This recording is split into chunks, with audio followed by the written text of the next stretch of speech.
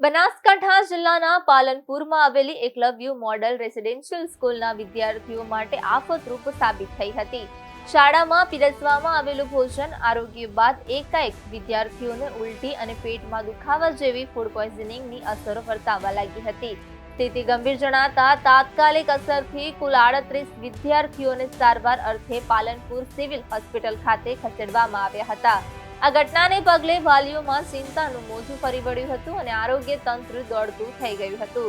Civil હોસ્પિટલના તબીબોના જણાવ્યા અનુસાર હાલમાં તમામ 38 વિદ્યાર્થીઓની તબિયત સુધારા પર છે અને જોખમ ટળ્યું છે. ગઈકાલે રાતથી જ તેમને સઘન મેડિકલ ઓબ્ઝર્વેશન હેઠળ રાખવામાં આવ્યા છે. હોસ્પિટલ તંત્ર દ્વારા જરૂરી લેબોરેટરી રિપોર્ટ કરાવવામાં આવ્યા છે, જેનો આખરી અહેવાલ આવ્યા બાદ અને વિદ્યાર્થીઓની સ્થિતિ સંપૂર્ણ સામાન્ય જણાવ્યા પછી જ તેમને ડિસ્ચાર્જ આપવામાં આવશે.